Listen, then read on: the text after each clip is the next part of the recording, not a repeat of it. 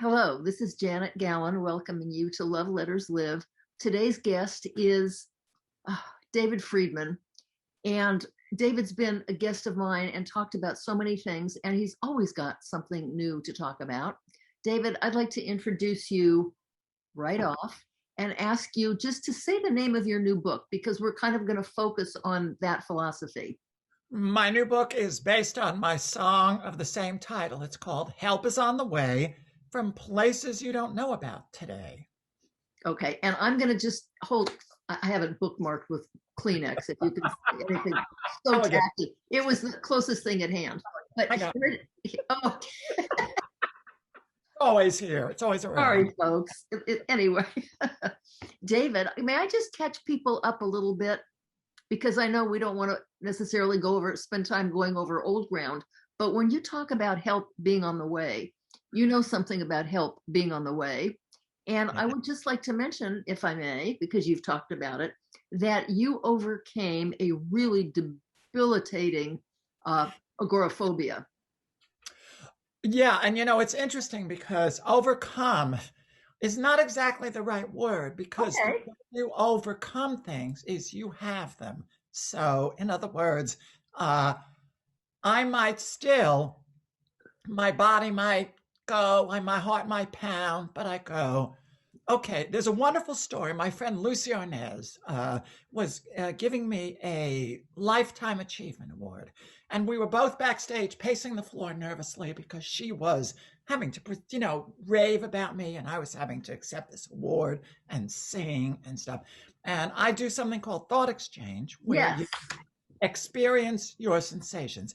So Lucy said to me, all right, stop. What are my sensations? She said, my throat is tight, my stomach is churning, and my hands are shaking. And just as she said that, the announcer said, ladies and gentlemen, won't you welcome to the stage the one, the only, the fabulous Miss Lucy Arnaz. And she looked at me and touched her neck, touched her stomach, looked at her hands and said, I can go out there with that, and walked out. So it's not a matter of getting rid of it. It's a matter of encompassing whatever trauma that represents and being with it. So when people say, calm down, relax, take it the worst. Yeah. I go, no, be with it and stand there and shake or feel, because it's not the sensations, it's what our mind makes up about them. Okay, so in regard to that, I do remember asking you, because I was amazed, given that you, after a certain amount of time, I remember you said your first day out was your father took you across the first floor of Macy's.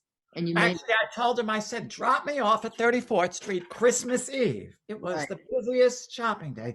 I said, leave me at 6th Avenue and pick me up at 7th. And I thought you did it alone. I did it alone. Wow, and okay. Shaking, and the floor was going up and down, and I just went, walk, walk, walk. So my question to you at that point, and I remember everything you've ever said to me. So, but this is just a small piece.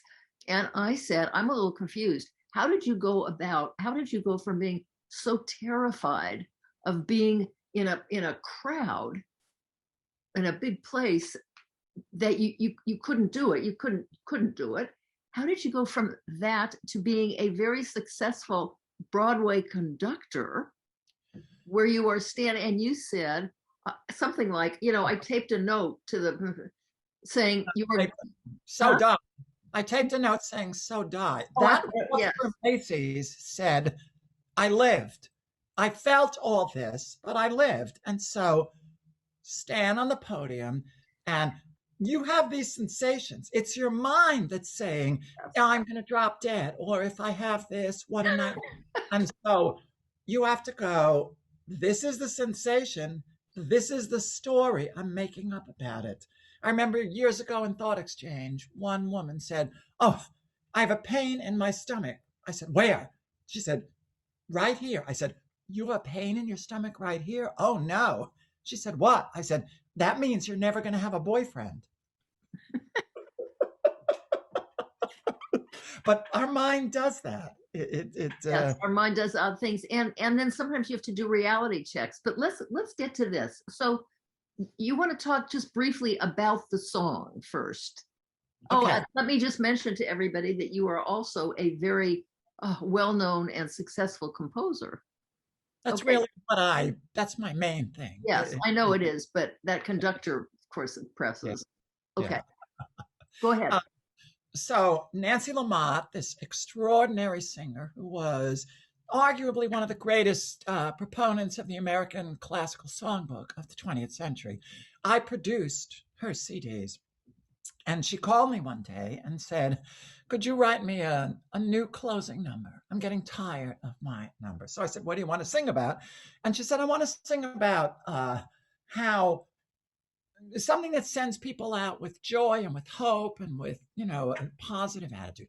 So the idea, help us on the way from places you don't know about today, came to me, that we don't necessarily know how things are going to happen. Almost everything that ever happened in my life, like big breaks, happened out of the blue. And so I started writing, got the chorus, and then I got stuck. And I said, all right, if I'm writing this, or if this is writing me, which is the way I look at it, let me put my money where my mouth is and go out and assume it's going to come to me. So I went to a party and I had a lot of conversations with people about what was troubling them and what they were working on and what they were going through. And so when I got home, I sat down, and each line of the song, I thought of a particular person who I knew or who I'd heard about and what they might need in particular to hear. Whether it's, you don't have to know where the path you're on is leading, you just have to walk along. Open your heart, open your mind. Just believe each step you take is leading you to something good. Life has its own ideas of how things come about. Hang in there. And I wrote the song. And so a few years ago, I had another song, which was We Can Be Kind.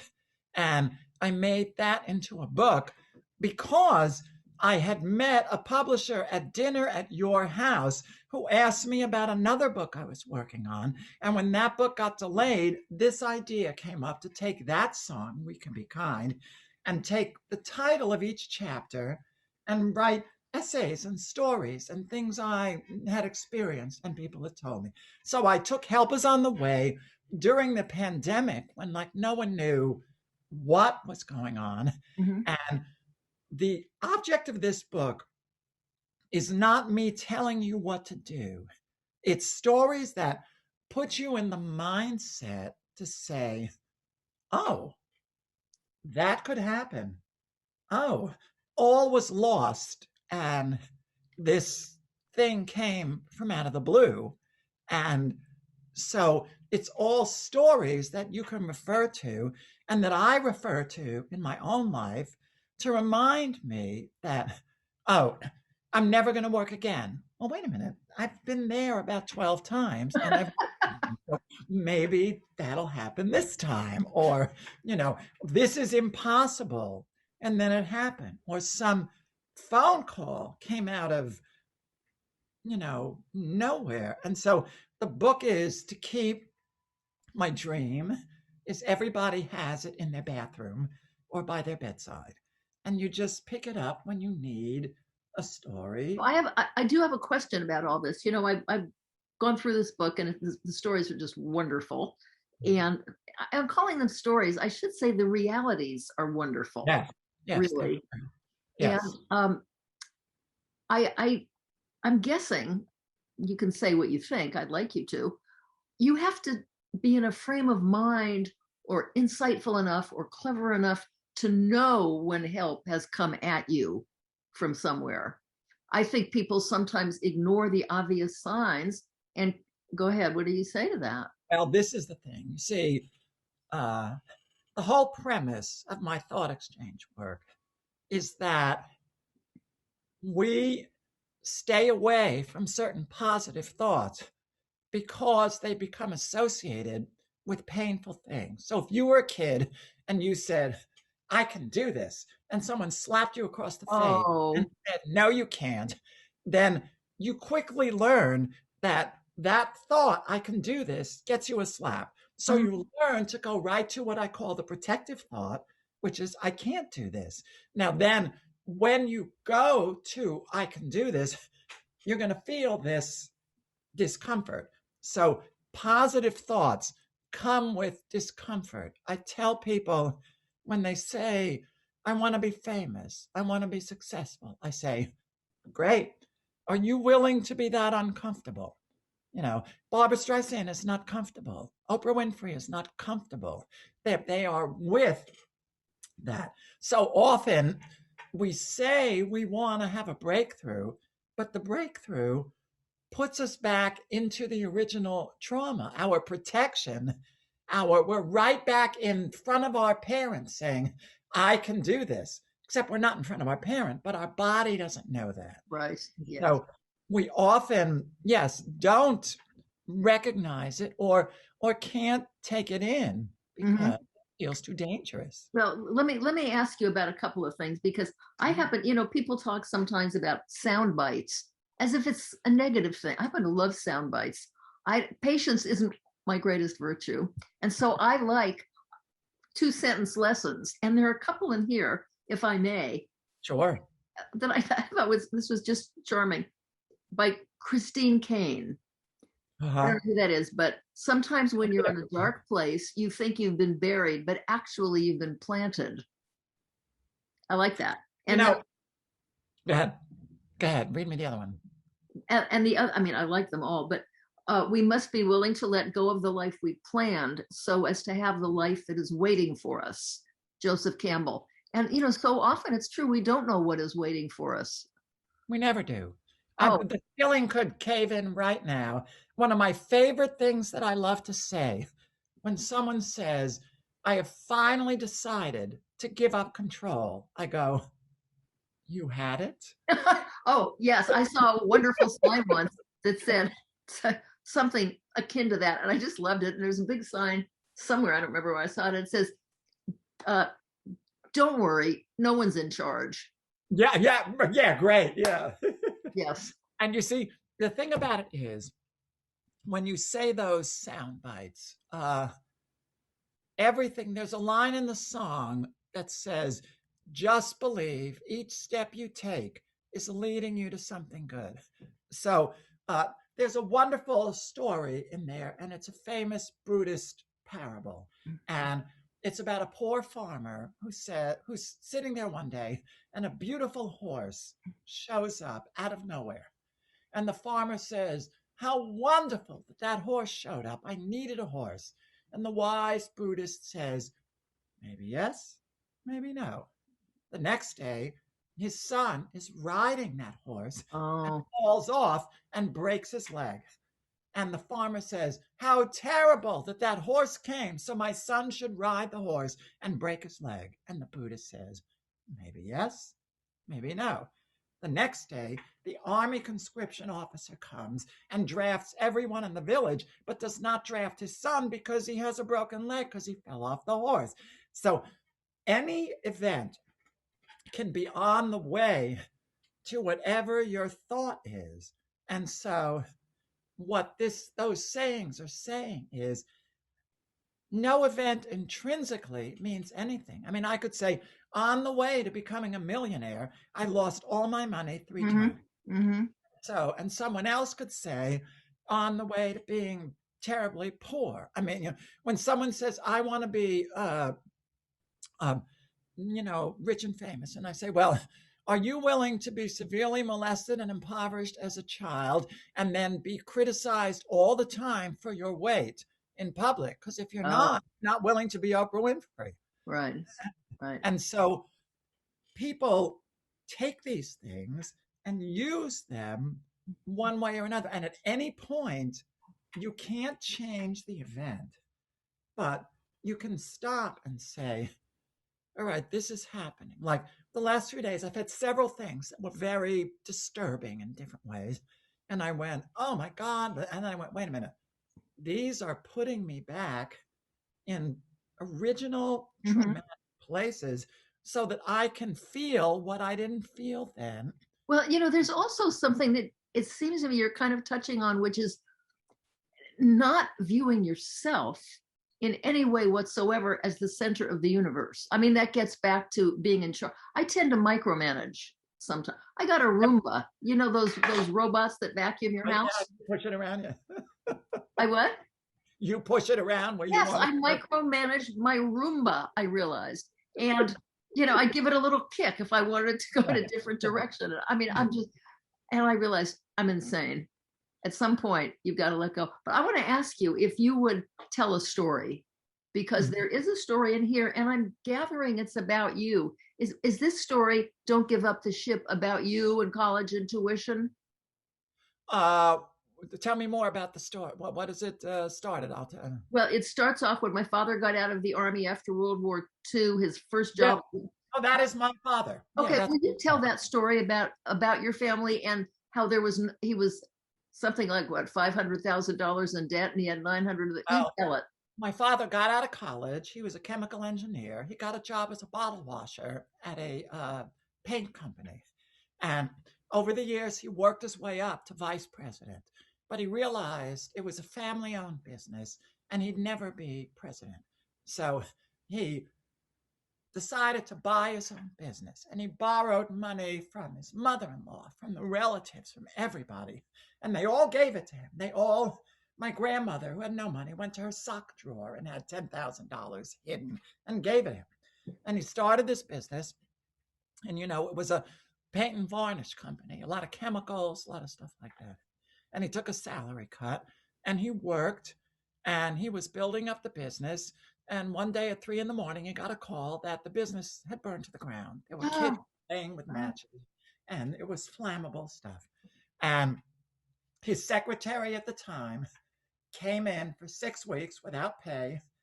Her husband was a police lieutenant. He took off. They came in, they helped him rebuild. And then twice more, it burned down. And so he was borrowing money from the SBA. No, he was borrowing money. He tried to get an SBA loan, and the day it was supposed to come through, the bank officer died, and the whole my thing. goodness. And he then finally borrowed a lot of money. And on the day I went to college, my older brother was going to his first year graduate school at MIT, and I was going to New England Conservatory, both expensive schools. We each had some measure of scholarships, but not the whole thing. And my father had $900 in the bank and was $500,000 in personal debt. Because of tuition and business and everything. Because of the business losses. He just owed this to the business. Yeah. He put us both through college. How did he do that? I don't know. But years later, he paid off the debts, sold the business for 7 figures, and he said, I was standing on the roof looking at the rebuilt business, check in hand, thinking, how did this happen? And the only thing I could think of was, I always saw it. I always what? Saw it. He always had seen that this was going to happen. Oh, okay. I wondered if that's what you meant. Uh-huh. He envisioned it. He said this was always the picture in my mind, and here I am in the picture. And I don't even know quite how that came about. This came in from here. I paid that back. This business started. And a friend of mine asked him, how did you deal with all that? And he said, look, I was in World War II. I was in a trench being shot at. No one was shooting at me. I had my family. We had our life. It was just stuff.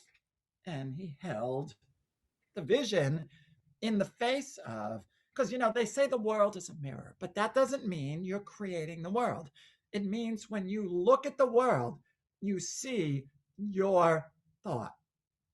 You see, like, I was at a dinner party and this woman was going through a horrible divorce. And she said, my husband has taken everything. I'm destitute. I have nothing.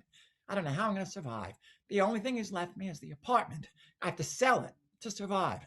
And someone asked, what are you asking for the apartment? She said, oh, $7,750,000. But she looked at $7 million and saw destitute. Doesn't matter what the money is. She's destitute because life happens in our experience, not out there. Yeah. And this book works on, don't work on the event, work on what thought am I holding that I'm seeing the event this way, and what possibilities am I either opening or limiting by that thought. So, You know, I had a friend years ago, and he was a very well-to-do man, and he had a lot of money in the stock market. And we had gone through some recession, and he was, I mean, I'm just saying, let's say he started with $2 million in the stock market. It had grown to 4 million. And because of just bad times, he lost $1 million off of the 4. And he was beside himself. He was hysterical, and he was thinking of himself as ready for the poorhouse. oh, And listen, I said, you're absolutely insane. First of all, you never had that extra money. It was just on somebody's piece of paper, and you're still.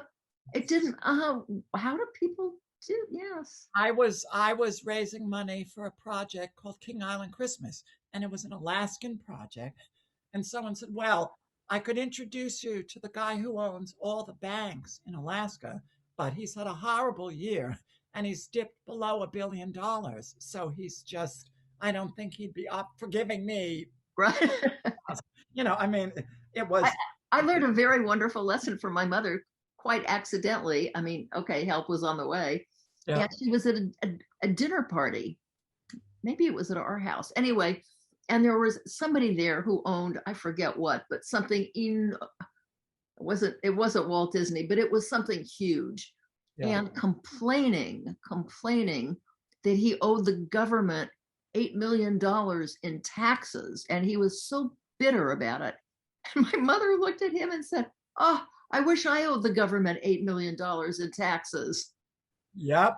Yeah. Huh? My father did something similar. One year I owed $64,000 in taxes. I was so upset. And he said, "David, how much did you make?" Uh-huh.